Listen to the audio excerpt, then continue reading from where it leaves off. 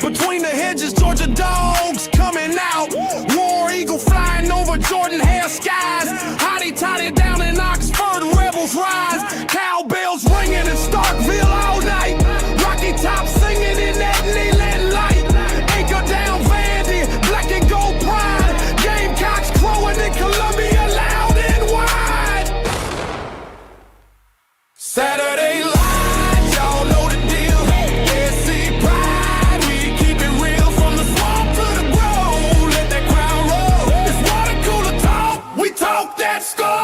Saturday light, y'all know the deal. SC pride, we keep it real from the swamp to the grove. Let that crowd roll. It's water cooler talk, we talk that score. Gators in the swamp, chomping all day long.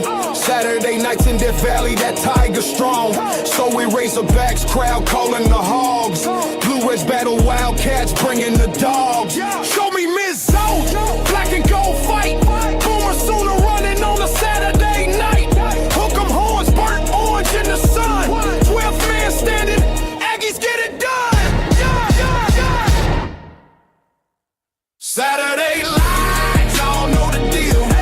SC pride, we keep it real from the swamp to the grove. Let that crowd roll. It's water cooler talk, we talk that score. Saturday light, y'all know the deal. SC pride, we keep it real from the swamp to the grove. Let that crowd roll. It's water cooler talk, we talk that score. Yes, sir. It's Water Cooler Talk. We talk that score, man. It's your guy, Nick Frazier, one half of the Water Cooler Talk podcast, man. Water Cooler Talk Sports podcast, man. And the man, you can't see him, but you can hear him. Tell him who you are, boss man. Man, it's your boy, Marcus Fitzpatrick. Let's go. Let's get it. Yes, sir. We appreciate y'all so much, man, for rocking with us here again. As always, around the water cooler, man. It is Wednesday, September 24th, man, and we thank y'all so much for rocking with us, man. Before we get into it, man, make sure that you follow us on Facebook at the Water Cooler Talk Podcast, man. Follow us on Instagram and TikTok at the Water Cooler Talk. Follow us on Twitter at CoolersPod23, and of course, subscribe, like, share, and hit the notification bell button here on YouTube, so you know when we post more videos and when we go live, man. We're trying to grow our subscriber count, man. Trying to hit 800. Hopefully we can hit 800 soon, man. So we appreciate y'all so much for that, man. Appreciate y'all so much for rocking with us here as always, man. Thank y'all again, man. Let's get into the chat right here, man. Auburn Dad for life saying, "What amigo? What's up, Auburn Dad? Hope you're doing all right tonight, my guy. Hope you're doing good." AD4L in the building. Auburn Dad said, "From what I've seen of Texas A&M, their run defense is not good. Yep. But when they load the box, their secondary falls apart, and that was confirmed by an interview with DAP and Texas Texas Ag. So if Jackson Arnold hit a few deep passes, yep, that's what we need.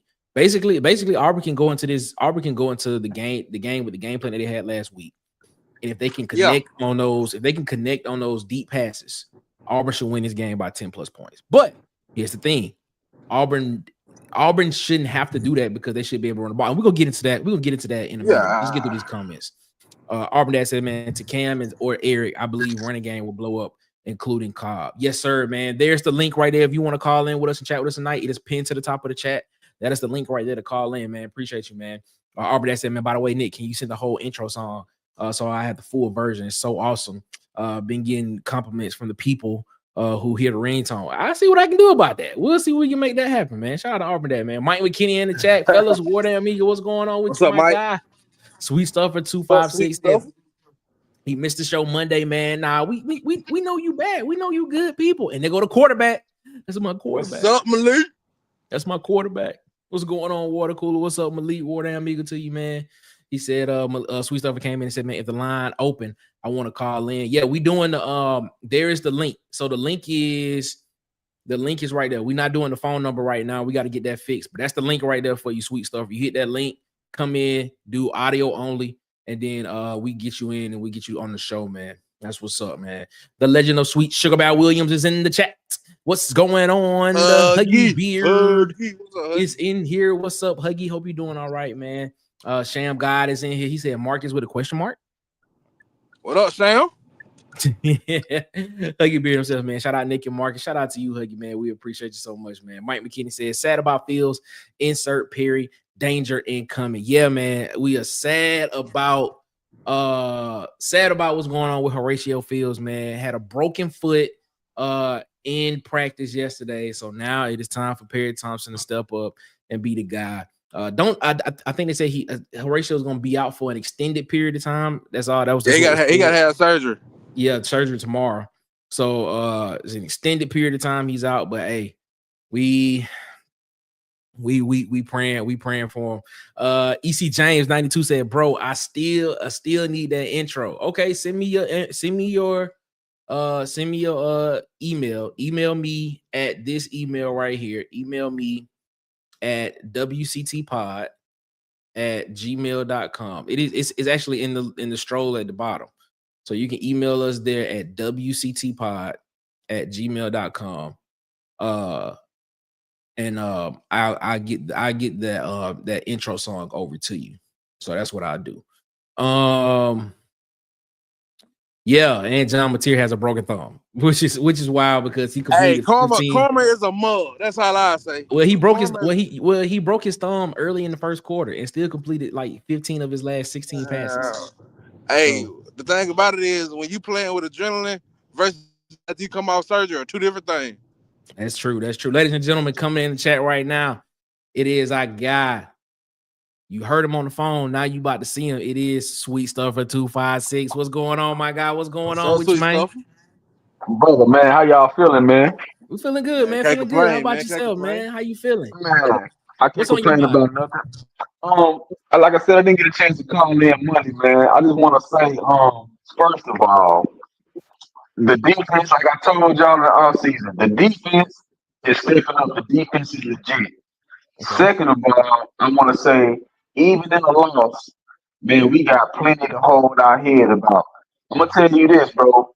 When we get it figured out, Auburn going to make some serious noise down the stretch. I really do believe so. Even in the loss, we have plenty to look and feel good about. You know what I'm saying? So I'm not real disappointed in that game. You know what I'm saying? Like that loss, because sometimes the loss is not necessarily a loss. You know what I mean? True. And so with that said, man, we're gonna be all right. We're gonna be all right. How you feel? How you feel? But before we start talking about the game, how you feel about this game coming up this weekend? How you feel about it? Well, I think long as if we can run the ball a little bit more than we did last week, I think we'll be all right. And I think learning from what we experienced last week will be good going into this week. We see to capitalize and take advantage of opportunities when we get them. If Jackson Arnold, he held the ball a little bit too much. I know the line is getting a lot of flack. And I'm not going to point fingers at anybody and say this and that the third, but Jackson Arnold, he held the ball a little too much, a little too long in some instances. But I think if we get that pass and attack going on, Auburn will be a dangerous team, man. And I feel like this week coming up, this going to be another test, man. The SEC is very, very tough, man. I like what I'm seeing so far, even in that loss, man. I'm not mad at it. You know what I mean? Mm-hmm. I hear you, boss. I hear you. So I'm gonna get your thoughts on the show before we get out because me and Mark is gonna talk about it in a minute. We may have some more folks that call in and come in and want to talk about it as well. Do you think Jeremiah Cobb has a career day this coming up Saturday against this Texas A&M team? He needs touches. We got to get him touches. I think we got to get him touches. We got to hand it to him. We got to hand it to him. We got to establish the run. You know what I mean? Yep. Get the run established and pass off the run. So I think as long as he gets the touches, because it's shown with him. You know, he can't produce if he don't get the ball. So if he gets the ball, you know what I'm saying? He's very productive when he gets the chance to do so. So I like his chances of breaking out this week. And furthermore, man, I hate Horatio Fields went down. Cause I'm gonna tell you one thing about the receiving core. Everybody talk about this person, that person, but all Horatio Fields do is come down with passes, man. All he do is catch ball. That's all he do. So that's a big loss. But with that being said, there's opportunity for Perry Thompson to step up, like you said. So a loss is not necessarily a loss. It sucks, but it is what it is. You know what I'm saying? Yes, sir. Yes, sir. Yes, sir. Sweet stuff, man. We appreciate you so much, man, for rocking with us, man, coming in and talking Sir, with us, boss, man. sir, you Thank y'all, appreciate man. All right, boss, man. Appreciate it. Yes, sir. Yes, sir. Shout out to Sweet Stuff for 256, man, for coming in and rocking with us as always, man. We appreciate him like that, man. If you want to come in on the show, man, there's the link at the top. The link is pinned to the top of the chat. Hit the link, come in. You can come in audio only. Come in, chill with us, bro. Chill with us around the water cooler, man. We try to have a good time around here. We want y'all to have a good time with us as well. C Hall in the chat said, man, what up, amigo fan? What's going on? C Hall, hope you feeling all right, man. Travell said Fields broke his foot. Jackson Arnold threw the ball that hit his foot. Come on, bro. Like, come on, Travell. King of the comments. He said, I'm gonna finish reading. He said Fields broke his foot. Jackson Arnold threw the ball that hit his foot because he be throwing nothing but strikes. LOL. Man, get out. I'm dead. Get out of here, man. He do be throwing the ball hard as hell though. He do. Bro, when we run a screenplay, well, he be trying to break somebody's finger, boy. I be like, God. Oh man, bro, that's so he need funny, to take some bro. rusted off the ball. Yeah, dog, bro. That's hilarious, man. Sham Guy, man, said I was still in the intro when I come in the first time. It's all good, man. We appreciate it. EC James 92. He said the email was sent. EC James 92. Check your email, boss. Check your email. D Max Bravo _95. What's up, man? Welcome around the water cooler. What up? Water cooler talk sports. We appreciate you so much. He said Marcel Reed is mid. I cannot say Marcel Reed is mid, but what I will say is Auburn has been historically known to struggle with dual threat quarterbacks. That's what so now, I'm not gonna call that man mid until I ain't gonna call him mid. I see my defense stop him. But I'll say this: who scares me more? Would it be John Mateer or Marcel Reed? I would probably say Mateer probably scares me more. I would say that, but off of him coming off of putting up 40-something points against a Notre Dame team that I still have respect for, I'm kind of giving my boy some respect though. I put it like this, bro. I give them respect, but I gotta also say that this Notre Dame team is not what they have been traditionally, bro. No, not at all. So they have not been what they've been traditionally, bro. Like, and I don't know what it is. I think they just took a step back this year, to be completely honest with you. I think they did. I think they lost a lot of defensive pieces. They lost Jordan Clark on that defense. They lost a lot of defensive pieces. They did. Yeah, I can't go as far to say Marcel Reed mid, but I would put it like this: Marcel Reed is inconsistent. I say that. I say he's inconsistent. I ain't gonna say he mid though. Travell said Fields didn't catch any passes at Oklahoma. He had a beautiful drop. The Huggy Beard said, man, right, bro, y'all hit the like button. Yeah, man, hit the like button coming in, man. Help us out. Help us get in the algorithm as well, man. Not hard enough, apparently, he said. Marcel Reed. Yes, so shout out to Robert Smith, Marcus' #1 fan. D-Max Bravo. He back in. He said he was just playing. He said he a Texas A&M fan. He said you got to talk crowd. All right, we got you. Hey, I feel you, bro. I feel you. He said he a Texas A&M fan. He said he got to talk a little crap. That's all it is, man. Hey, Archie Manning, your quarterback. You see what he be on. We appreciate it, man. No, he a Texas A&M fan. No. Fan. He did. My bad. He said Texas fan. My bad. Archie Manning. You know what Archie Manning did that weekend against Sam Houston. He got all up in buddy face. So you know what the Texas fan be on. He stood over him. He let him know, bro. He was like, bro, he's taking it to meet up his quarterback. That's what he said. He said, I'm the guy. If y'all want to call if you want to call into the show, ladies and gentlemen, there's a link. It is pinned at the top of the chat. There's a link. Hit the link, come in audio only, and we'll talk, man. Rock around the water coolers. We appreciate you so much, man. All right, man. Anthony Hill gonna keep Marcel in check. You talking about when they get to the the Red River rivalry week after, not this weekend, but next weekend, I believe it is. All right, we're gonna see what's up with that, man. We're gonna see. All right, let's get into it, man.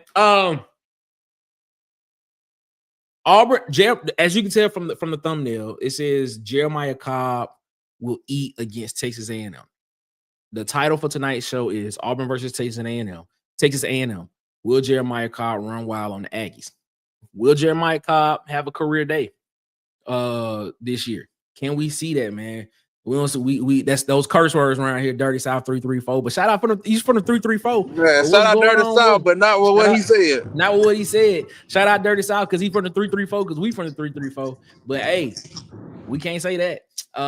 We mess with you though, bro, boy. EC James 92. I hope Fields has a speedy recovery. If Freeze does nothing else, he recruits receivers. Who y'all see stepping up? Oh, Perry Thompson and Sam Turner. Yeah, Perry Thompson by far.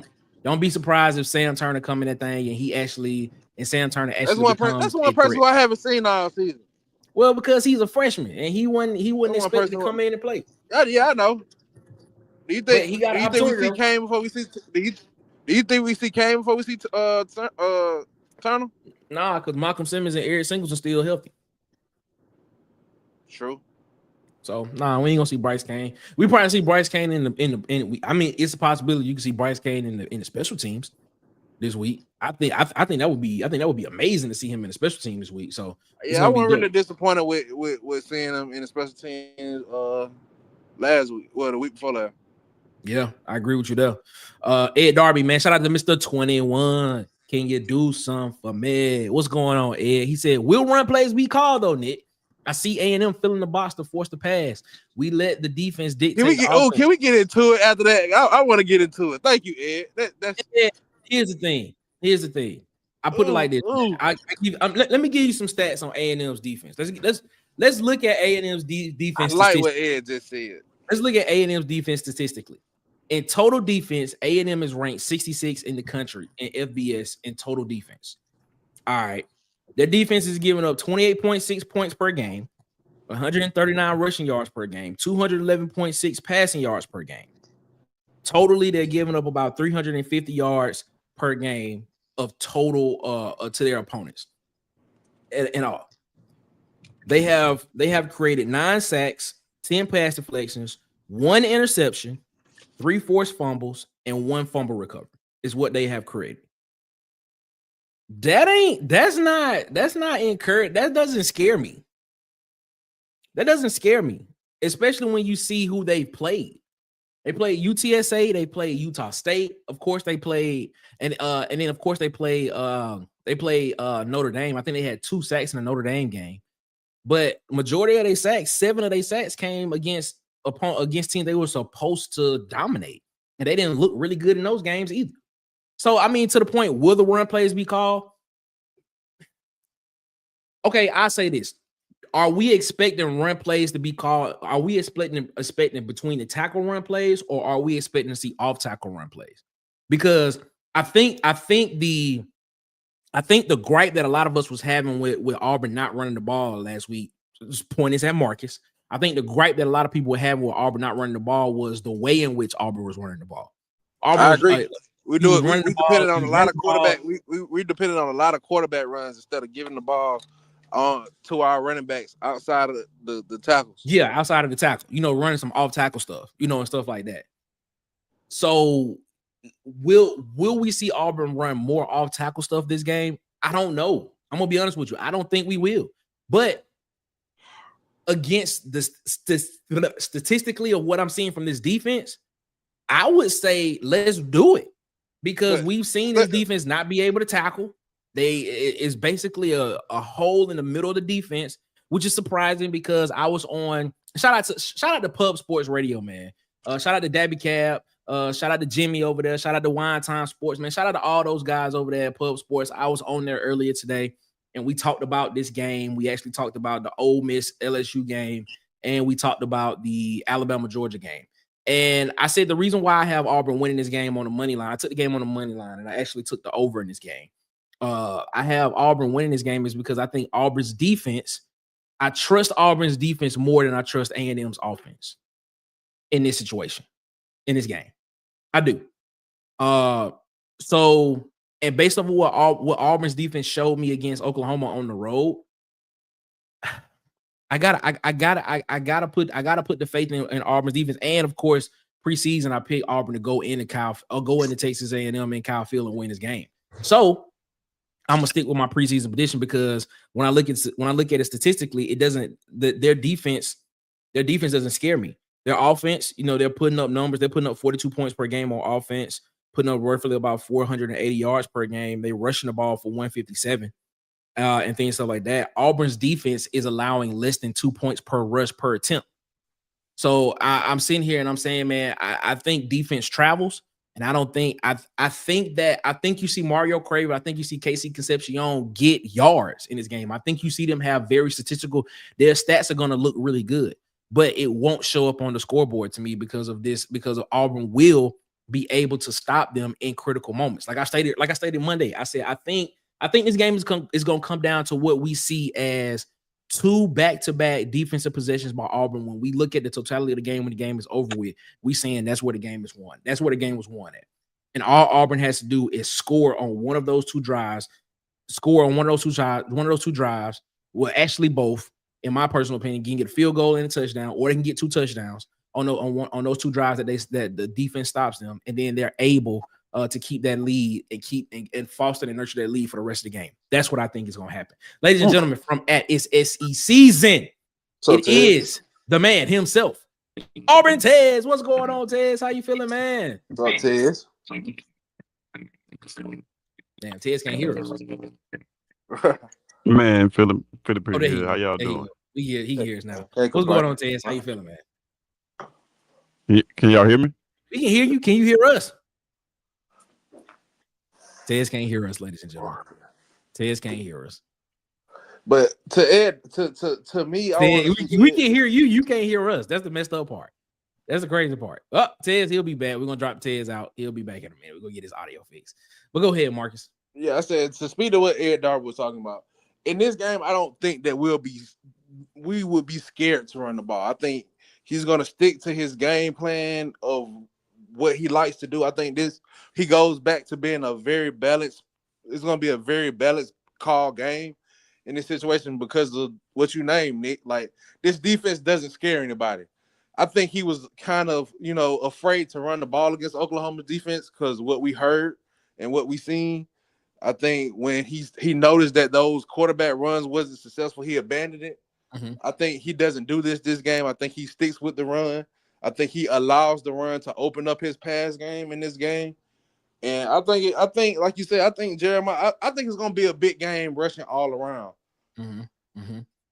So, Yeah, I think I've been stating this so far this week. I think Auburn has two rushers in this game that either get close to 100 or over 100. I think you definitely get one guy that's over 100. I think you get another one that's either going to be right at 100 or they actually get over it. I think it's either going to be Jeremiah. I think it'll be Jeremiah Cobb and Jackson Arnold. I think this game looks just. I'm going to be real with you. I think this game looks just like the Baylor game, in my opinion. I think this game looks like the Baylor game.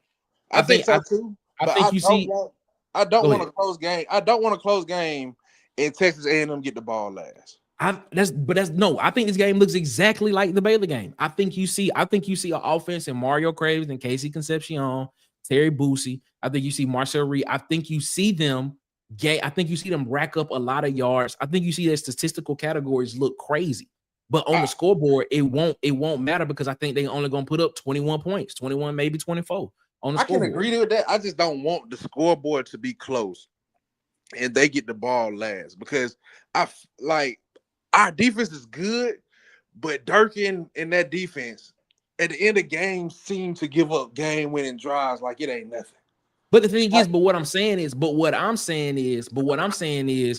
those if you hear what I said earlier, I said that I believe Auburn's defense is going to get 2 stops back-to-back sequences in this game. Remember, if we go back to the Baylor game, Baylor drove down the field, first possession of the game, Baylor drove down the field. Baylor kicked the field goal. All right. Auburn came out, had a 3-and-out. Baylor came out. Auburn stopped him. On Baylor's second drive. Auburn came out again, scored. Baylor came down. Auburn stopped them on 4th down. Auburn came back and scored. if you go back to the game, if we watch that game in totality, in my opinion, that's where the game was won, in my opinion, because it became a 14-3 game at that time. That's where the game was won because Auburn had that cushion. Auburn had that touchdown lead cushion there, in my opinion. And I believe you see something exactly like that in this game. Like, I honestly believe that. I agree with that though. I think Jeremiah Cobb go for $130, $125, $130. I think Jackson Arnold can go for right at 100, maybe like 98, 97 yards. And I think you see Cam Coleman get him about 2 of them. Yeah, and Nick, I can agree with that because after seeing how we play Oklahoma, we have a great team. I just think that he played Oklahoma timid. I think he don't play Texas A&M timid. I think, like you said earlier, we don't fear Texas A&M. So Texas A&M finna get it. Like they finna get the whole. We finna throw the whole water cooler, whatever you want to throw at them. We finna throw it at them. Man, and this is a must win because if we lose this game, this is the beginning of the end for Hugh Freeze. Is it though? Let's not get this narrative started. Is it the beginning of the end if Auburn? Man, if we lose this game, being real, like let's have a conversation. If we lose this game, how confident are you going into? All right, I'll say in the fashion. If we lose this game in Hugh Freeze's fashion, how confident are you going into Georgia? I'm still confident because I don't believe in Georgia. Like, bro, I have sat here and I put out my predictions for the season, and I said I don't think Georgia's gonna win. I don't think Georgia's gonna make the playoff, bro. Listen, man, and I know this is going off topic, bro. I don't believe in Georgia because of Georgia's offensive line. I don't. Georgia's offensive line is not good to me, bro. Hey, like I will also say this is a proven game for Georgia, right? Hold up. After the Tennessee game, I went and looked at PFF scores. Because that's something that I do. I like to look at stats to try to make a decision, but I also watch the game too to try to, have that bearing of what it actually may look like on the field. Georgia's highest rated offensive lineman was Drew Bobo, their center. He graded out at 77.9. Now, if you follow PFF tells you that anything 85 and above is an NFL starter, NFL talent. Anything from like 75 to 85 is draftable good. So he was in the draftable good area. Their next offensive lineman for Georgia, who was Micah, what's his last name? Is it Micah Harris or Michael Morris? Let me make sure I'm saying his last name correctly. Please, I don't want to mess up his last name. Michael Morris. He graded out at 68.5. That's what he graded out as. He graded out at 68.5. And the next one below him, I believe, was Warren Gaston, who is the freshman. He graded out at a 51. So to me, Georgia's offensive line is not great. It's not great to me. It's not great. There's some deficiencies there. But I feel you, but trust me, I'm watching Georgia very closely Saturday. I'm watching Georgia very closely to see if we can take advantage of that. Maybe. I feel you. I think we can. I think Auburn can. I think Auburn's front seven. I think Auburn's front seven against Georgia. Man, we talk about Georgia. Man, we talk about S. Let's leave Georgia. Let's talk about Georgia. We got a whole 2 weeks to talk about Georgia. Yeah. I was just saying if he loses this Texas A&M game in Hugh Freeze's fashion, because we all know how Hugh Freeze like to be Hugh Freeze. If he loses that Texas A&M game in Hugh Freeze fashion, I'm not confident going to the Georgia game. Okay. Dirty South said, y'all watch basketball at all? Thoughts on Bruce Pearl retiring? Shout out to Bruce Pearl. For retiring. Shout out to Bruce. Shout out to Stephen Pearl for being a new head coach. To me, it doesn't feel different. It doesn't feel any different because it just feels like the same guy is going to be. That's what it feels like to me. If you want to be honest about it, I mean, people may be like, "Oh, you just said no." It really doesn't feel any different to me. To be honest with you, it just feels like the father passing on to the son, which is exactly what happened. And they kind of got the same personality and the same philosophy. They both defensive guys, so. Hopefully we can see some better offense on the basketball side this coming up season. So I'm just being real. Darby a beast, bro. Shout out to Ed, man. Shout out to Ed. Darby a beast, bro. It doesn't scare me too, but our offense functions under Hugh Freeze rules. Ed Darby a beast, bro. Because he got some comments that just go crazy, bro. Shout out to Ed, Mr. 21. He said it functions under Hugh Freeze rules. That's true, man. Shout out to our guy King Richard in the chat. What's going on, King Richard? He said I can see it playing out like the Baylor game. Yeah, I think this game ends up being just like the Baylor game, in my personal opinion. Ed said, man, I do agree, Nick. If Auburn wins, it will be by 2 possessions. If it's a 1 possession game, Auburn has shown not to be disciplined under Hugh Freeze. That is very true. Mm. That is very true. That is very true. Which is the reason why I feel as if in this game, I trust Auburn's defense more than I trust A&M's offense. Because Auburn's defense to me has seemed to be, even though we have sat back and we have criticized exactly how they have played in some games, the stats across the board tell us everything we need to know. The only misnomer, the only anomaly that Auburn's defense has had is that South Alabama put up 100 and some yards rushing on them. That's the only team that has put up more than 100 yards rushing on Auburn all season long. That's it. Other than that, everything else tells us that Auburn is a pretty stout defense. But they don't break. Is what it is. That's what it tells us. Robert Smith tells us, man, that's Marcus with the knowledge about the defense at the end. That's Marcus's number one fan, Robert Smith. Shout out to Robert. Shout out Robert, bro. Shout out Robert. Ed Darby the one who dropping the gym. What's up, K-Rod? Kendall in the chat. Shout out to Ken. Ken, if you want to come on, the link at the top, man. If you want to come on, it's up there. Mike McKinney said, man, the two big body receivers on the outside, pause. I believe it opens up a different dynamic to the offense. Here's the difference. Here is why I agree with you, Mike. If you can get Perry Thompson and Cam Coleman to be threats down the field in this game, this probably changes Auburn's offense for the rest of the season. Right. I agree with that. It more than likely changes Auburn's offense for the rest of the season, which means you're probably going to see a bunch of balls down the field to those two guys from Hugh Freeze.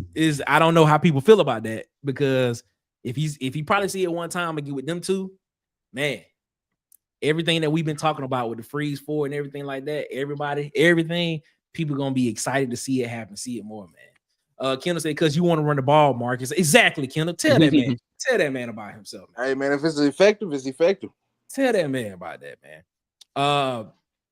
Ken Richard said, man, if Auburn loses to Texas A&M, the talk would be there to fire Hugh Freeze. But it's still a long season. He beats Georgia and Bama. It will all be forgiven. I agree. Okay. All right. No. Okay. He got to beat Georgia and Bama, though. Yeah, that part. I agree with you there. If he does lose this game, you got to beat Alabama and Georgia to get that talk off of you. Ed Darby said, man, Georgia O-line is not great, but does the DC only rush 3 when things get tight? I think the problem is our coordinators in the clutch. I like this. That's a good point. That's a solid point. That is a solid point. That is a very solid point. That's a solid point. He has a great point there. I love that comment. That's a great point. Shout out to Ed, man. Shout out to Ed. That is a great point, man. Kendall said, so do you think he lost Oklahoma in Hugh fashion? No, the refs and undisciplined. Yeah. The refs and undisciplined took the Hugh fashion way out of losing way out of Hugh's fashion. Because we all seen it, how the reason why we lost and the fashion why we lost. Good point. Text Jeremiah Cobb against this. Right. Against this. Hold that thought, Tess. Hold that thought. Ladies and gentlemen, the quarterback has entered the chat, ladies and gentlemen. Malik. From the NAIA, William and Penn University.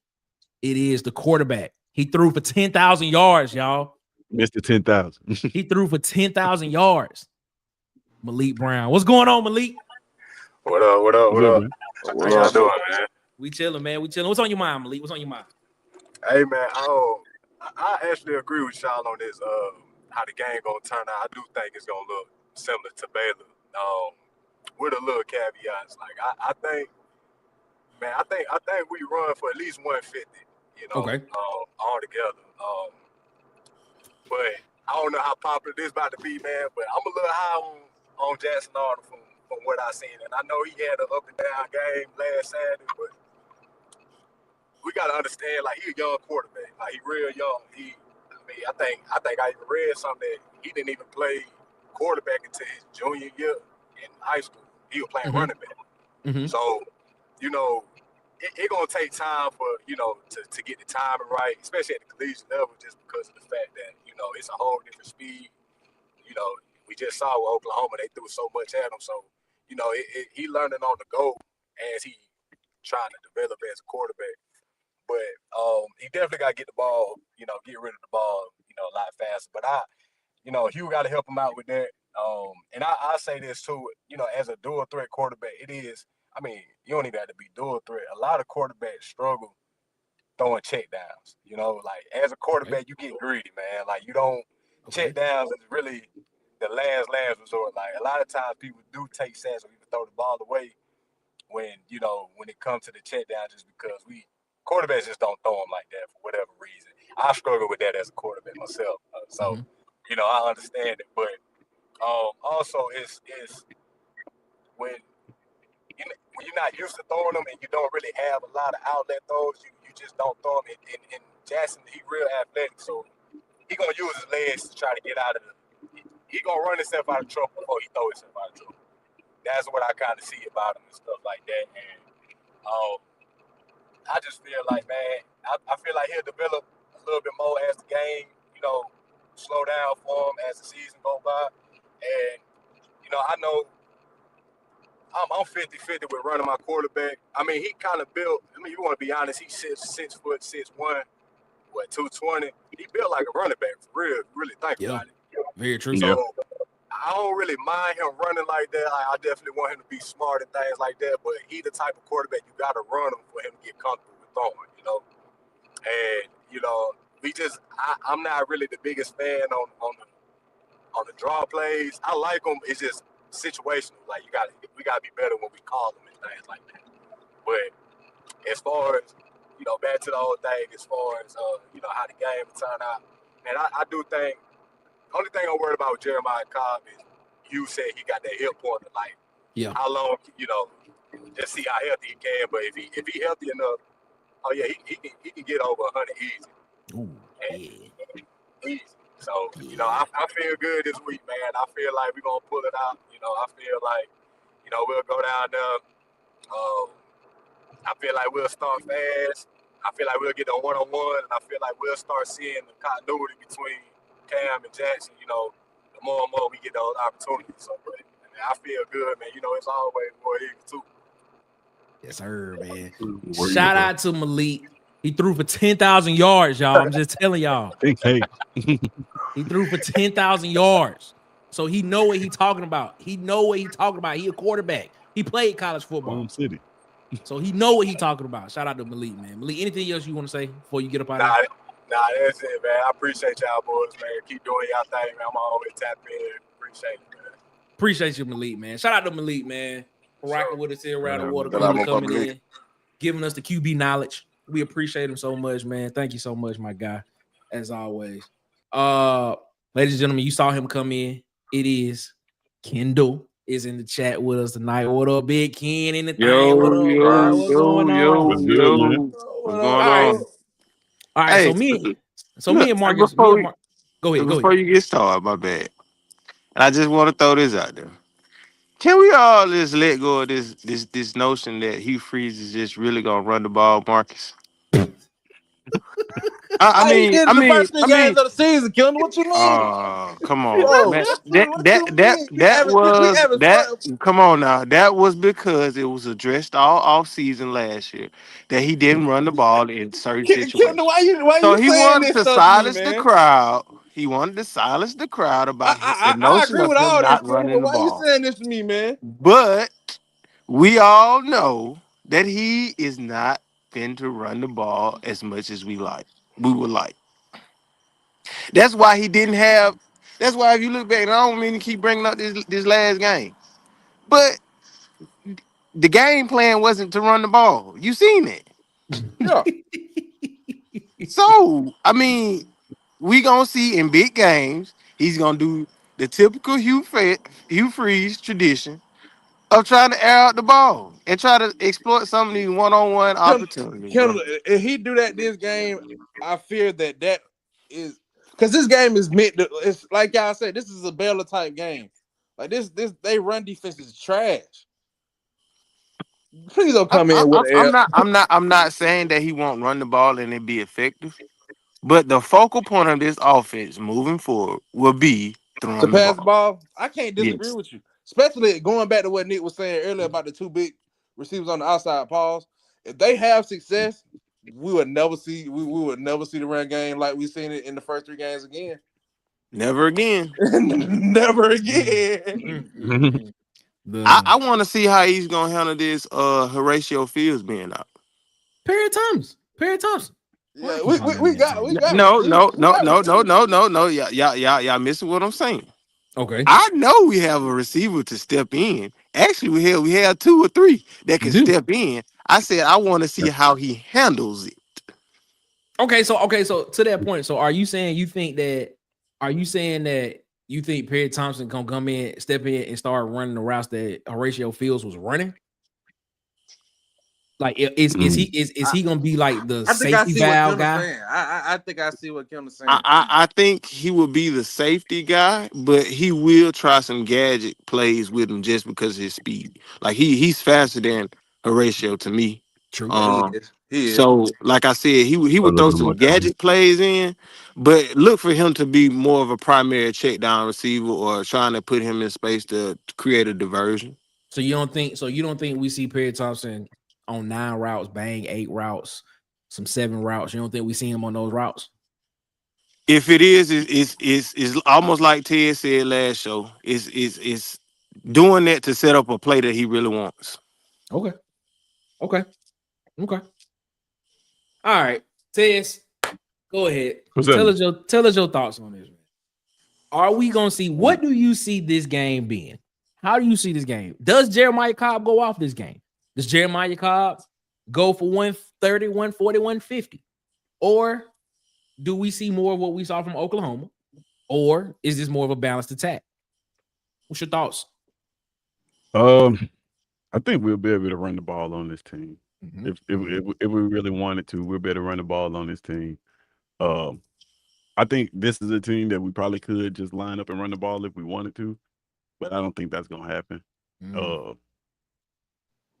If it's not effective, he's not gonna lean on the run. So he called it 2 or 3 times, 3 or 4 times, and it looks like it looked in that Oklahoma game. He's gonna resort to something else. Thank you, Ted. Yeah. Thank you, That's Ted. Hugh Freeze. That's Hugh Freeze fashion though. Thank you, Ted.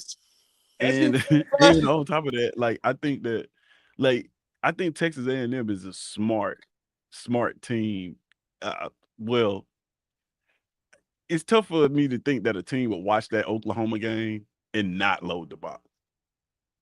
Right?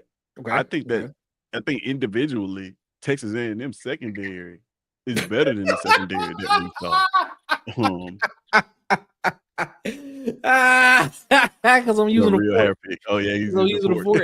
Hey, that's not the reason. I was not doing that to pick my hair. I was just doing it. That's funny. That's hilarious. That's a good one. Shout out to Ed. What they call it on Little Mermaid, a dingo hopper? Yeah. I wasn't even trying. I was just doing this with my hair. He caught that. That's actually pretty good. That's a good one. Ed. That's a good one.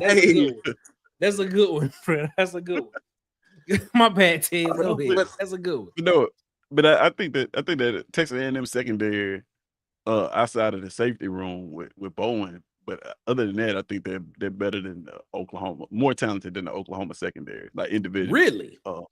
I think they can match up man to man. That man to man corners. Okay. I think they can match up man to man. Now, I don't think they're better than our receiving core. Okay. But I think they're better than you're not gonna get a true freshman out there stuck on Cam Coleman. Like that's not gonna happen. Got you. You see what I'm saying? Got you. Makes sense. So I think honestly, bro, I think you see fireworks this game. I think you see fireworks. I think you see deep shots. I think you see the same thing you saw in this Oklahoma game. Because I just don't see them playing us and allowing us to run. Like this is a team that struggles to run the football, stop the run. And when you struggle to stop the run, you have to add more people into the box to play the run. Like you almost have to.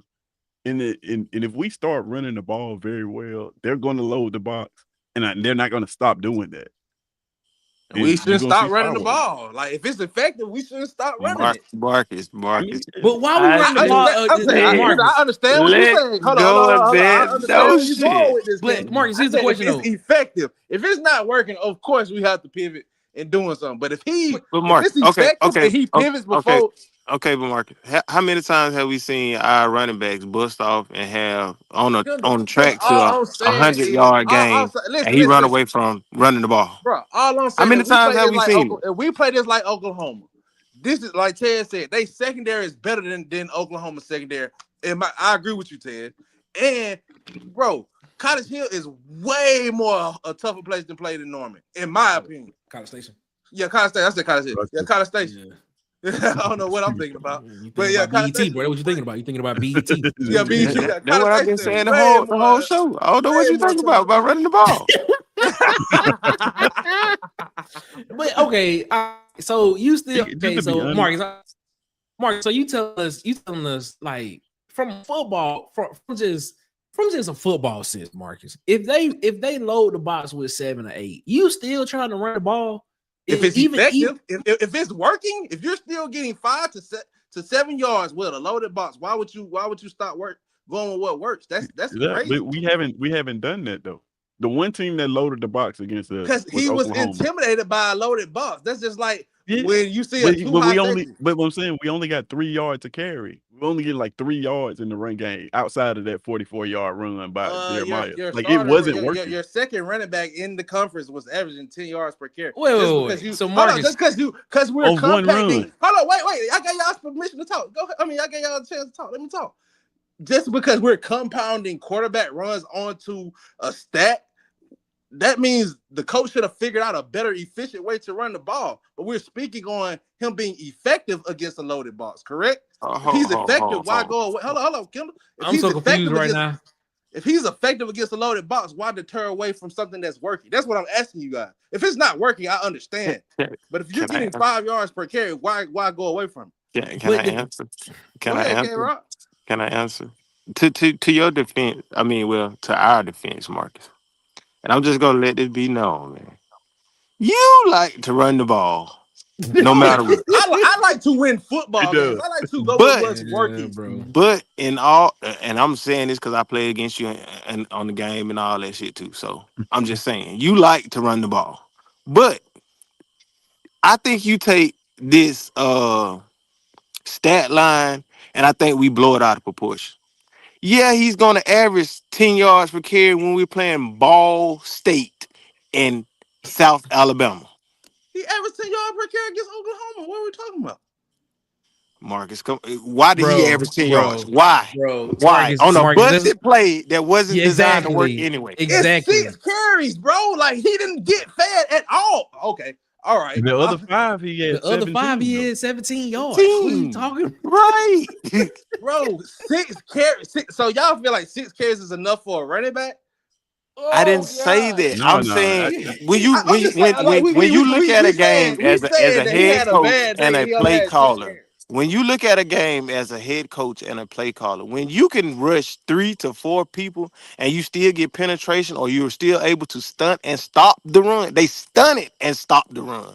When have you ever known quarterback runs? Quarterback draws, just like Malik said when he came in. We've seen a lot of quarterback draws, a lot of quarterback runs. Of course, like Ted said, they watched that. They knew we were finna do that. That was the game plan. That's what we did in Baylor. We did a lot of quarterback runs. So I'm telling my linebacker, we're gonna do it this week too, Marcus. We did a lot of RPO. We did a lot of RPO against we're not afraid to run. We're not afraid to run on this team.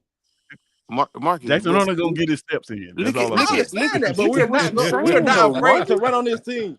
So you mean to tell me you was gonna live and die with playing Oklahoma, lining up and running the ball? That's what you telling me. If it's effective, was it effective? Mike McKinney with the comment. He said Cobb's effectiveness is gonna come with what look the defense gives in the RPO. Thank you. Exactly. That's it. If it's 8 in the box, if it's 7, 8 in the box, it's gonna be a pass. And you still can't really call that a true running play because it's run pass option. Exactly. You still can't call it a true run. These running backs, honestly, they're just gonna have to take, and it's gonna happen all year. They're gonna have to take them 7 carries and make some work with them. That's it. It's just going. I understand where Marcus is coming from, though. I understand where Marcus is coming from. I think Marcus, I think what you're saying is you want to see more creative. You want to see more of a creative run game. I agree with that. I want to see if something. Fire Hugh Freeze Listen, and go pick up Gus. because y'all want to put what I'm saying, and y'all ain't being right. Whatever effective, if it's running, if we're winning, if we can win, because our defense kept us in the game, so you were able to run the ball. So that's bullshit that y'all say you couldn't. But our defense kept us in the game to the fourth quarter. But going back to what I was saying, if you can throw the ball. If it's effective, if we're in the game, we'll win the game by throwing the ball. Let that mug out. Throw it all game. But whatever is effective and is working, you need to figure out a game plan and keep putting that in your game plan to make it work. So question mark. Here's the thing though. Hold on again. Okay. But here's the thing though, Marcus, running the ball wasn't effective for working in that game. Right. Quarterback runs wasn't effective in working. And it wasn't working. So why would you still run into a 7 or 8 I'm not saying stick with quarterback runs. Figure it. It's still a running play. We said in the group chat and Taz told us how to run the ball. As soon as he did it, running play, Marcus. It's still a running play. Here's the problem too. Here's one of the problems. What we need to do to run the football effectively, we just don't have a lot of that in the playbook. So like we're not gonna get these outside running plays. We're not gonna get a ton of these plays because like you just can't. Like it's not a video game. You just can't scheme up something and say like a lot of people say, well, we don't run slants. Well, we're not just finna start running them tomorrow. Like you have to actually install that stuff and run it effectively for it to work. So like the running game that we gonna see is gonna be the running game that we've seen thus far. That running game does not work against defenses that load the box. That's what I'm saying. So that's all we're gonna get. Like he's not gonna magically all of a sudden start calling speed sweeps and screens to the outside because that's just not who he is. And so that's what we get. We're gonna have to win. Like I said about the Oklahoma game, if we cannot win through the air, if we cannot convert on these deep shots and win a game like that Oklahoma game was through the air, then it's gonna be a long season for us. It's gonna be. It just is because I mean. He's already shown us who he is. We have to be effective in doing the things that he wants to do. And to his credit, like I don't know if Bubba's not Bubba, but Huggy's in the chat. But to his credit, like Huggy so eloquently says, like we had about 5 or 6 trips booked to Bomb City, but our bags weren't packed. They weren't. We were still looking for t-shirts to wear. You know what I mean? He dialed it up. So like it also, the running game is you're never going to see him lean on the run if we can't clean up penalties. If we going to start every drive 1st and 20, like it's hard to call running plays then. It did. Because you're trying to make that's why I can agree with when you said it last week, Tez. That's why I can agree wholeheartedly. Yeah, it's got to start there, bro. It's got to start like at practice. We got to fix this offensive line false start problem. I'm tired of that. Like that can lose us this game in Texas A&M with this crowd. Like we have to fix that, and we have to figure out how we go block up stunts and twists. Like this entire offensive line this week should be practicing that. They look good in slide protection when it's head up. I ain't even gonna lie to you, but how to pass somebody off. Yeah, when they start moving and because once Oklahoma figured that out, it was like, oh, they don't know what to do. It wasn't like they was getting overpowered. They literally just didn't know who to block. The amount of times I saw Jeremiah Wright just spinning around looking for work and not putting his hands on people was alarming. Like we got to figure that part of it out. Yep. And we talk about the Texas A&M game. I do have a concern with Jay Crawford. I need Jay Crawford to be healthy because they have dynamic receivers.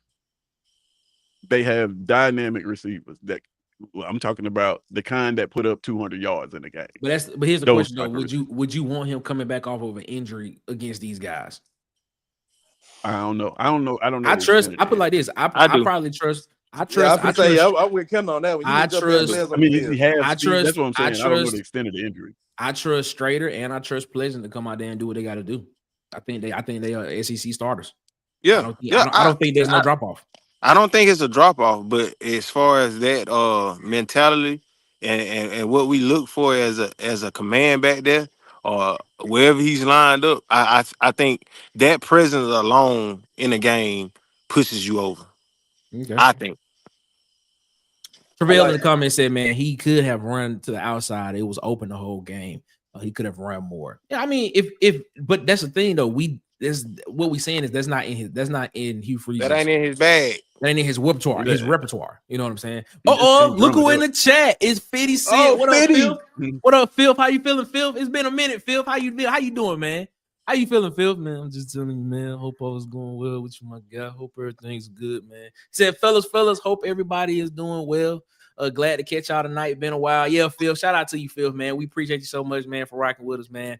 Malik Brown, he got benched for a freshman. He had time to play. You still on that, man. Phil came back and said, man, I receive sweep, screens, and speed options. Can we try to get outside this weekend? Hey, Curtis, apparently we don't do that. And going back to what Nick said a couple years ago, do you think this can win? Do you think these schemes can win? The games that we need them to win? Yeah. He just told you Oklahoma, it can work. Yeah, It just got to be execution. Yeah, that's it's execution. And I don't want to keep going back on this Oklahoma game because though, like it's like you know. But to You me, gotta execute. if we doing that, it was execution last.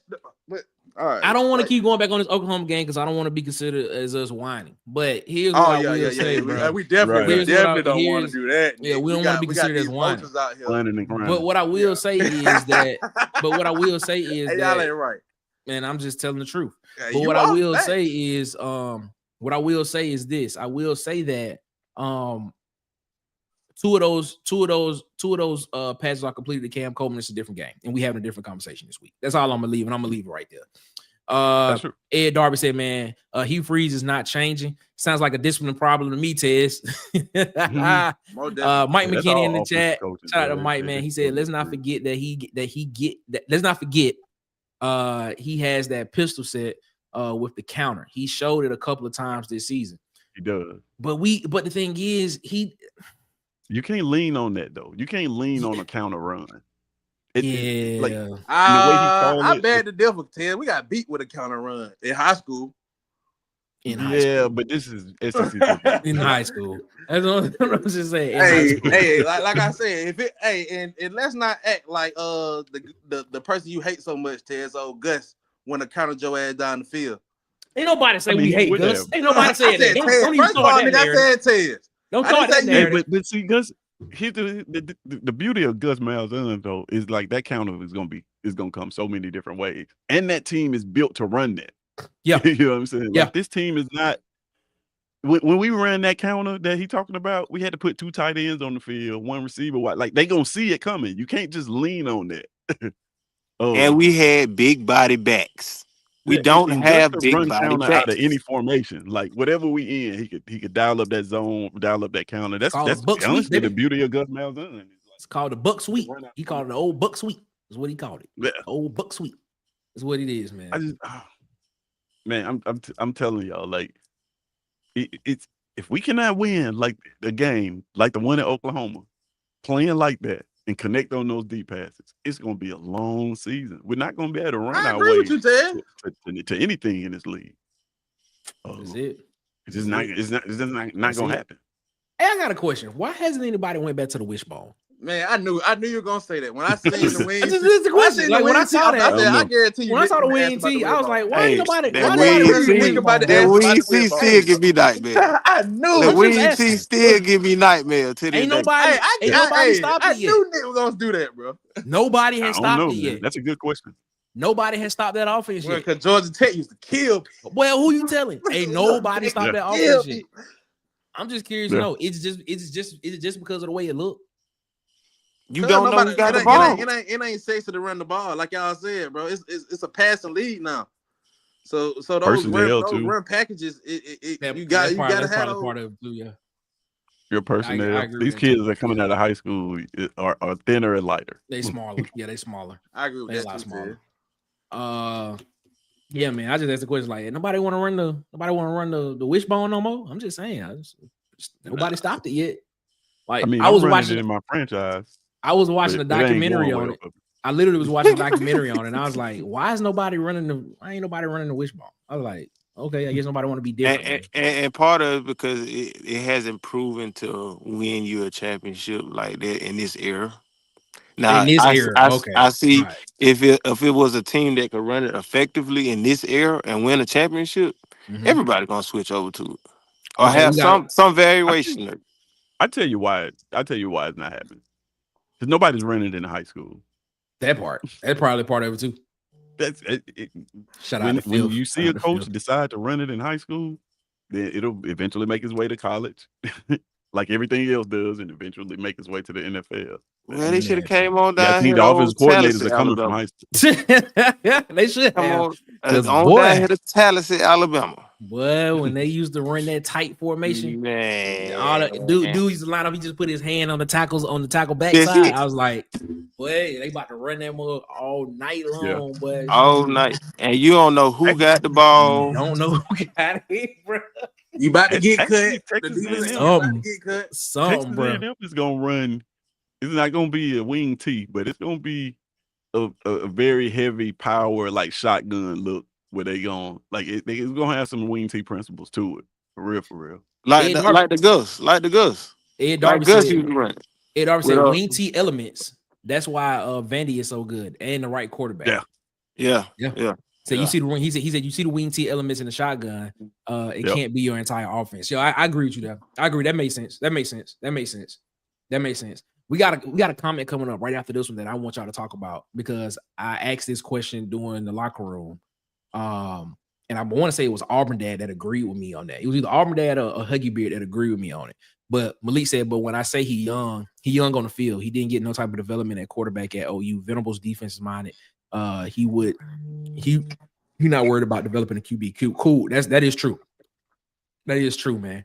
I want to bring this one up first before I bring that one up because football has come to a passing game running.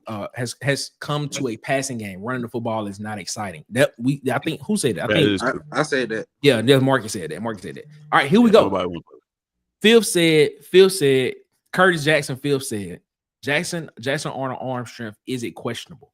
I asked this question during the locker room when we was watching the game, when we was doing the live watch for Oklahoma Auburn. I asked the question, and I want to say it was Auburn dad or Huggy Beard that said, I have been for the past 3 weeks, I have been asking that question, and it seems to be solidified that Jackson Arnold's arm strength, that he's having trouble judging the ball and where it needs to go when he's passing the ball downfield to receivers. Y'all thoughts on that? I agree 100%, and that's the reason why I fear, like Ted said, playing this style of football with that concern looming in the back, because that concern right there could cost us a lot of games. I disagree, Marcus. Yeah, I don't think his arm strength. His arm strength is not questionable. Does he trust his arm? Is a different question. I don't think he trusts. If you're overthrowing and underthrowing, that's an arm strength, man. He did that since No, arm strength is when you're talking about not delivering the ball. I don't think it's a question of him delivering the ball and it being in the vicinity. Like he's not accurate and don't trust his arm. Like arm strength is when you're talking about he can't make a pass. I think he can make any pass on the field, but does he trust himself to make any pass on the field? Is where I'm at. Dabby Cab, hit the link. Dabby Cab is in the top. It's pinned to the top. Dabby Cab. Shout out to Dabby Cab. Hit the link, Dabby Cab. Come on in here, man. Hit the link. Happened? Let me put the link up. I don't think Dabby Cab. They go to link right there, Dabby Cab. They go to link. It's up at it's pinned at the top. It's pinned at the top. That's the link right there, Dabby Cab. Hit the link. I don't think his arm strength is questionable because you see it on the short routes. He can spin it, like he can smoke the ball. Mhm. And you see it when he in shorts on the sideline. He can throw the ball a long way. I think what's happening, the passing game has a timing issue. When people say he should have thrown the ball deeper, no, he should have let the ball go earlier. Yeah. I think that's what you're seeing, and it comes off as accuracy and a lack of arm strength, but really, he just should have let the ball go earlier. These receivers were open. Like if it's even, I'm leaving. Like that ball need to be in the air. Yeah, I agree He with that doesn't do too. that. He waits until he sees the receiver with a step, then he let it go. And man, if you're doing that, you're gonna throw it behind receivers a lot. Mhm. When he does throw it earlier, you see he overthrows them. Mhm. But that You gotta think that makes one me to Cam Coleman, he should have threw that like a punt. He didn't even have to. He Yeah. threw that ball Yeah. like it down the seam. Put some more air on. Put some Still, more but air on but it. And it but my still que- was you a just toss it 50-yard in the pass. air. That's not an but my arm strength question issue. is, Ted, with that being said, It's like he got that all the go tools, he just don't know when to use them. that If but that that makes goes to sense. coach. That goes to Yeah. quarterback development though. Like, because as What? Malik, correct me if I'm wrong, Malik, because you're a He quarterback. spent 2 years at the school he just left. Malik already said he agreed with Tez. Yeah, know what I'm There it saying, is. but correct me if I'm wrong though. Your quarterback coach tells you when the timing of those, right? Like y'all, that's why you practice in the offseason with your receivers to get those timing down, because you gotta go through your progression. You gotta see that timing. Like Malik that's why said, you Did Malik said he got to speed up his footwork a little bit. That's what he said. Yeah. That's yeah. what I think. That's why I say that goes to He's quarterback coaching to me though.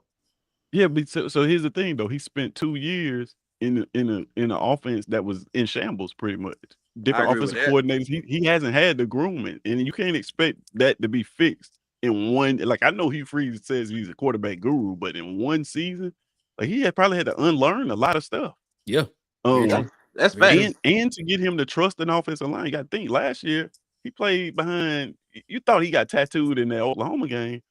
What do you think was happening last year when they was down to second and third offensive linemen and Hey, walk on receiver? that's my scare in going into this next game. If I have one scare, that's it. Right there. That's what I'm talking about, Ed. That's what That I that was is very saying. true, That's what I was saying after the Baylor game. particularly Ball State. Mhm. Exactly, particularly the Ball State game. That's what I was saying. I was like trying to see the drop back game mature. That's what I was talking about. Trying to see that mature, because I think what you saw in the Oklahoma game, God, we still talk about this Oklahoma game. We gonna sound like we whining. Mhm. But what you saw in the Oklahoma game was a timing issue. That's what you saw. It's a timing issue. And that's what you saw. He could not judge because he didn't have the reps in game time enough agree. in order for it to feel there's a feel to that. Like there's Yeah. there's a difference between being in shape, and there's a difference between being in game shape.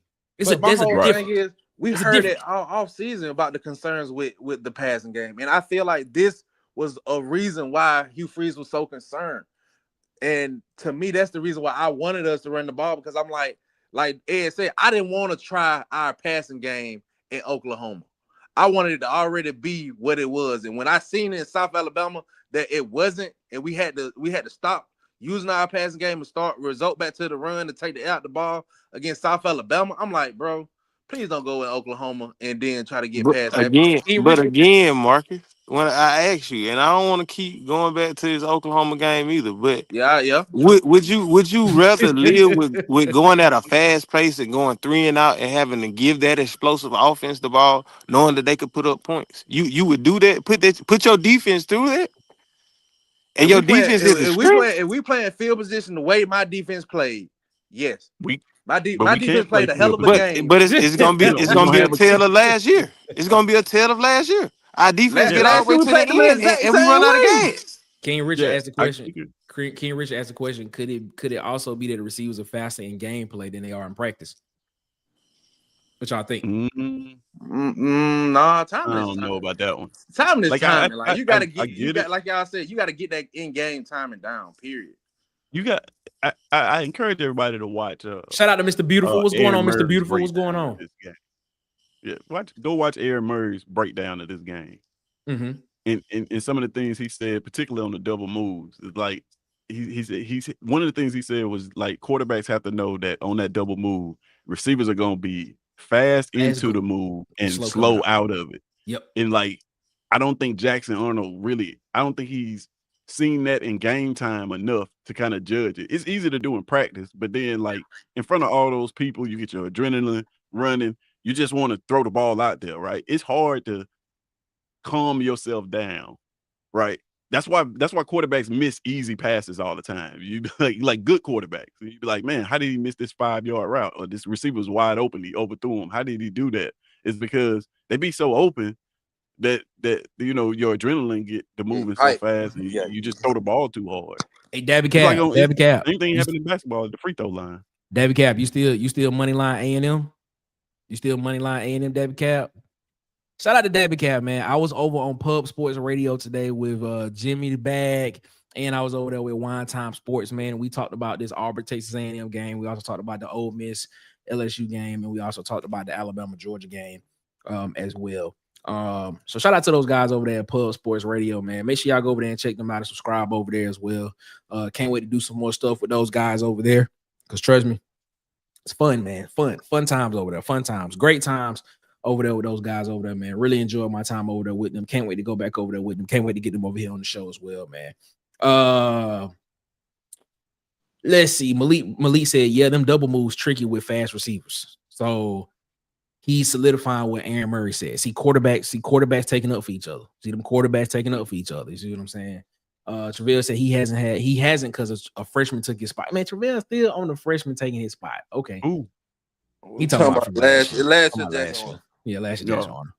Mike McKinney said, man, I feel worse if he was completely missing. He's barely off on his timing. We know it's possible, like the ball to Singleton in the Ball State game is where he at. So yeah, man, like we see it there. We see it, but I'm telling you, it's gonna be dope. It's almost there. But the thing is, back to what Mr. 21 said earlier in the chat. It was right here. He said you should have been working on timing during the Ball State and South Alabama game. And if you would have worked on it those 2 weeks, we might have won this Oklahoma game. That's my point. That is my point. You wouldn't have seen underthrown balls. He would have known that the Cam Coleman slowing down in his route. Cam Coleman would have known to keep running in that situation, because instead of anticipating Jackson potentially pulling it down to run, he would have just kept running and things, stuff like that. Yeah. And the pass to the end zone, he would have known fast going in, slow going out. He would have known to judge that better.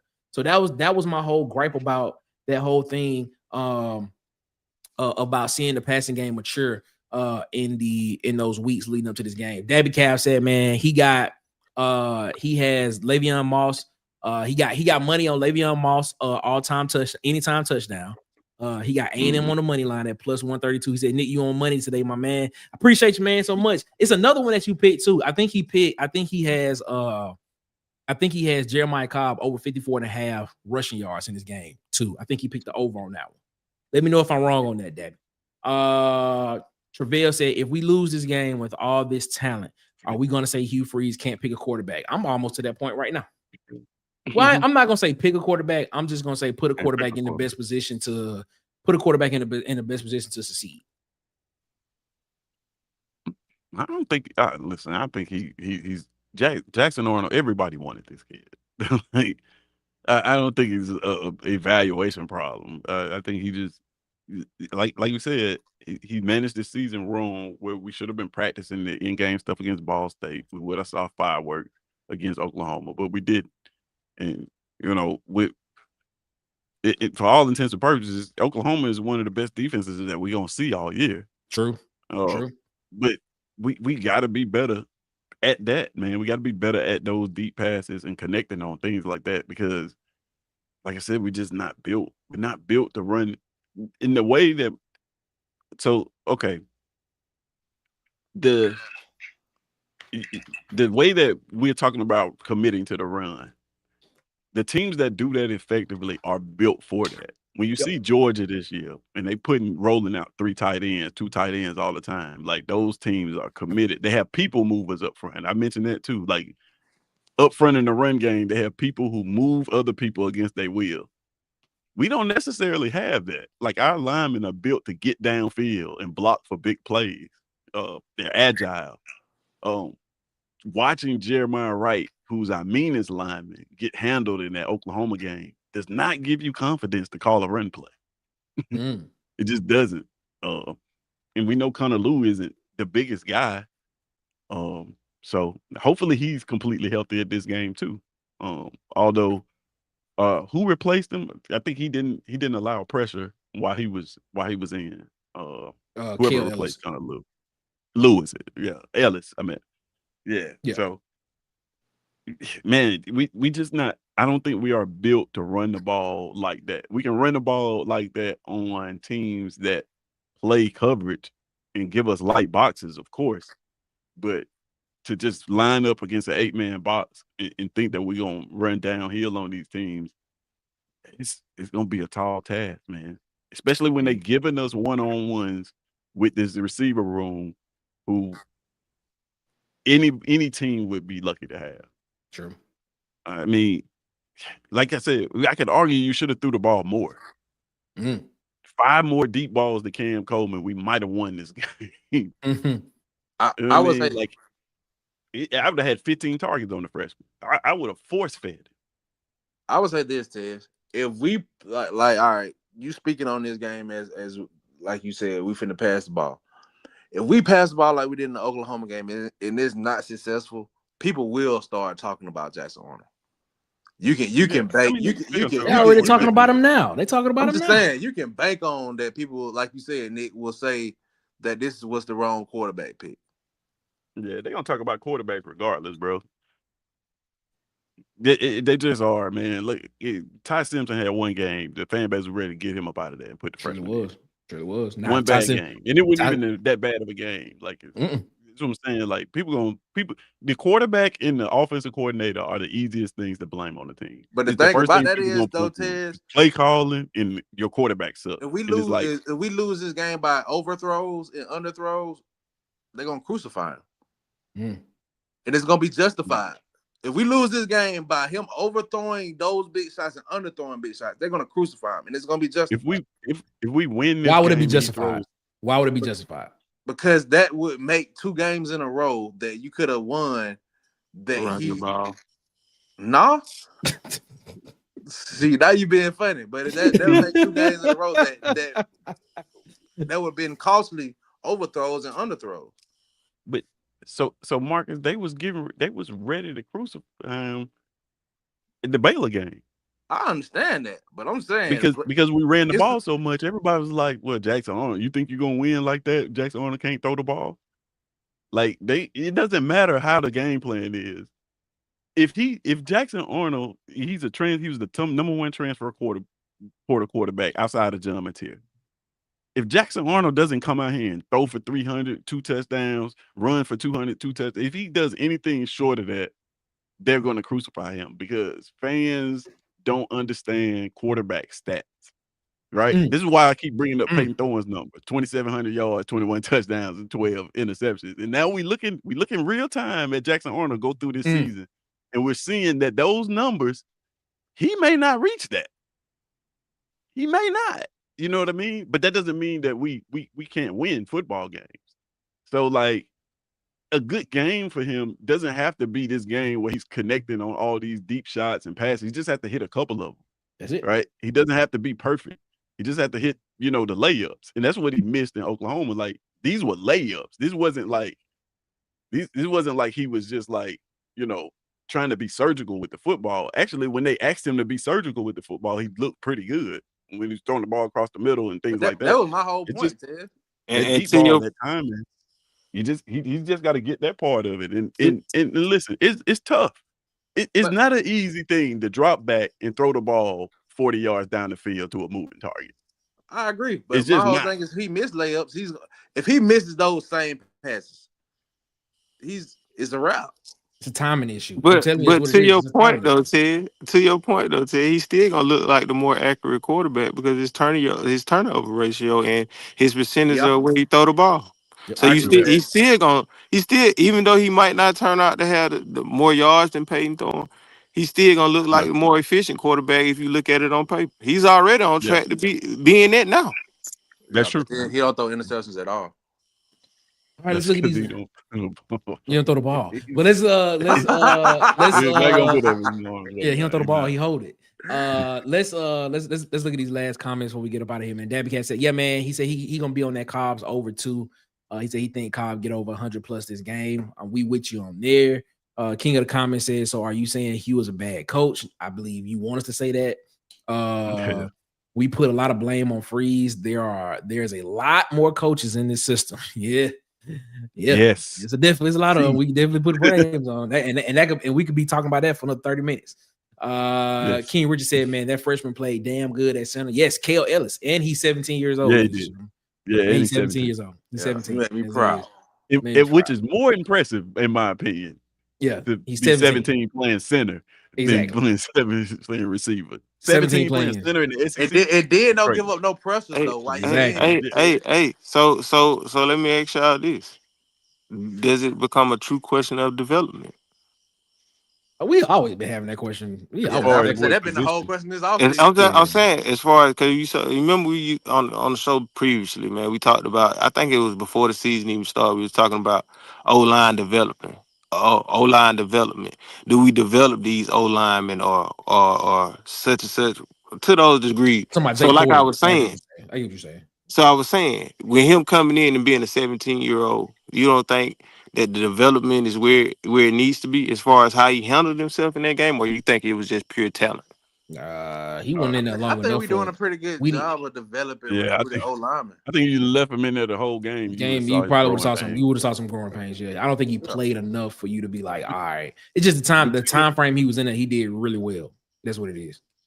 To your point, though, like I said, I think development is your path to the field, and the fact that we had to go to the portal to get 2 starting tackles lets me know that we couldn't drum up 2 tackles from high school and develop them with the play. So I do question that. Mike McKinney Just said, to "I say. pray they keep but we loading the developed box. Connolly You're pretty writing decent. on your own death warrant." Is what Mike McKinney said. Go It ahead, should Marcus. be. Quickly. Go ahead, Marcus. Quickly. No, I just say I feel like we developed Connolly pretty good. When we I can speak say on that. And when we he was speak on O line probably going development, because he started Lou. fairly early in his career, and That's what I'm about to say. Connor Lou was going damn near started the moment he stepped on campus. True. Very true. Ken Richard said, "Say what you want about JA, but 0 interceptions through 4 games. That is true. That is He a tried fact. to throw That's 2 a of them stat. though. He did. He did. One of them just dropped.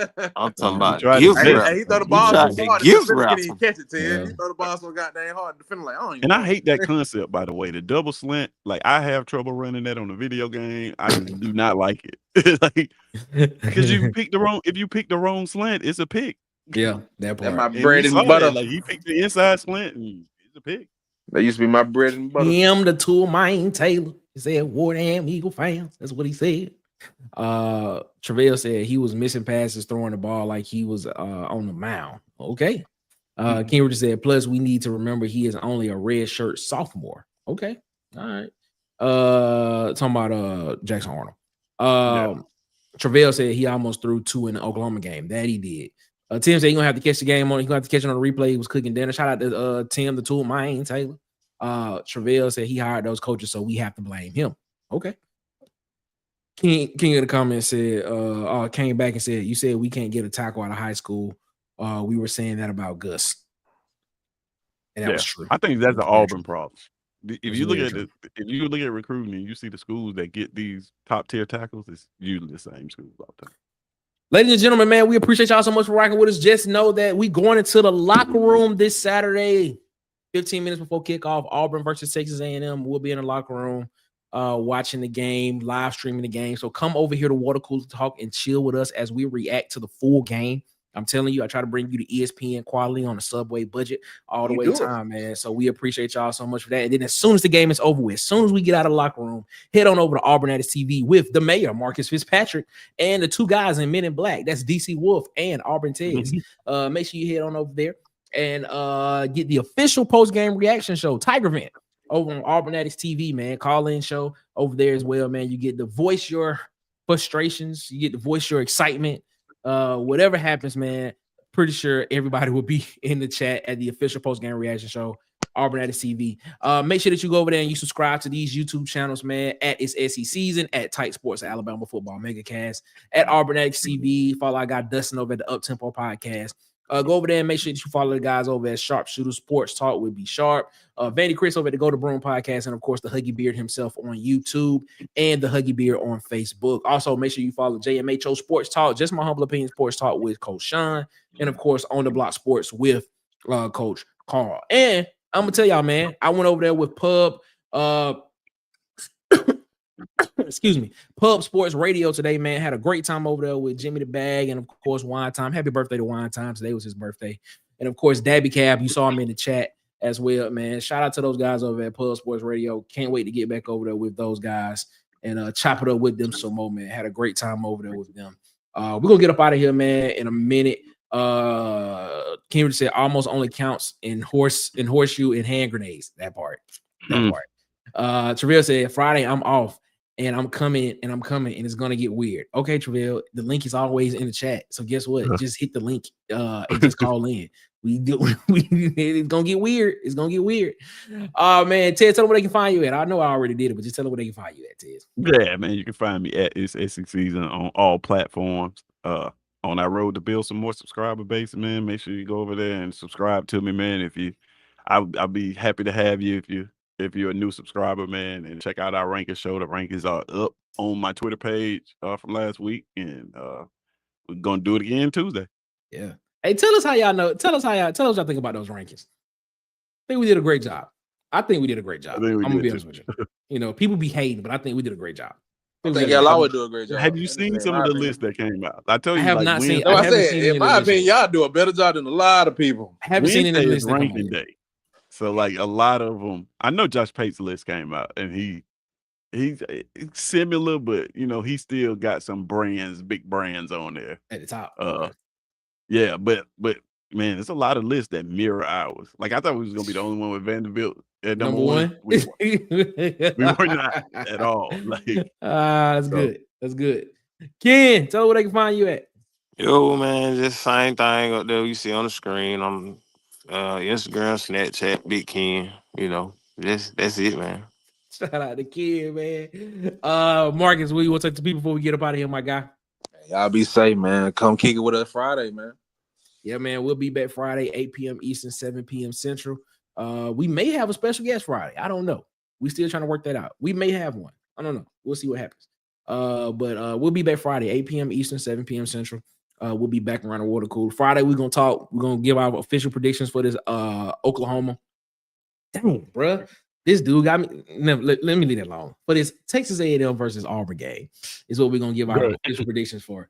Then of course we're gonna talk about Ole Miss, LSU. We're gonna talk about Alabama, Georgia, and we're going to talk about Tennessee, Mississippi State as well on Friday as well, and give some predictions on those games as well, and a couple of more SEC games. Oh, also Notre Dame, Arkansas. We're gonna talk about that one as well too. All right, man. We'll be back Friday, 8 p.m. Eastern, 7 p.m. Central, back around the water cooler. As always, ladies and gentlemen, y'all have a good one. Better yet, y'all have a great one. Y'all be blessed, man. Make sure y'all give the man upstairs above his because he deserves all the praise and all the glory. And ladies and gentlemen, until Friday, 8 p.m. Eastern, 7 p.m. Central, back here around the water cooler. As always, it is one love. Before we get out of here, man, shout out to everybody that was in the chat tonight. Shout out to all y'all. Shout out to Sweet Stuffer for calling in. Shout out to Malik for calling in, man. Shout out to everybody that called in tonight. We appreciate y'all, man. And thank y'all so much for always coming around the water cooler with us and giving us a little bit of your time as always. Never not appreciated. It is always appreciated around here. Always appreciated. And we thank y'all, man. All right. We'll be back 8 p.m. Eastern, 7 p.m. Central. It is one love, ladies and gentlemen. Guess what? We are out this mug. I holla, man. Y'all be easy. Peace. We'll see you Friday. Boys and girls of all ages, you're tuned into the Water Cooler Talk podcast, the biggest podcast in the world. Yeah. Thanks for checking out this episode of Water Cooler Talks with your hosts, Nick Frazier and Marcus Fitzpatrick. Make sure you like and subscribe on your favorite podcast platform so that you never miss an episode.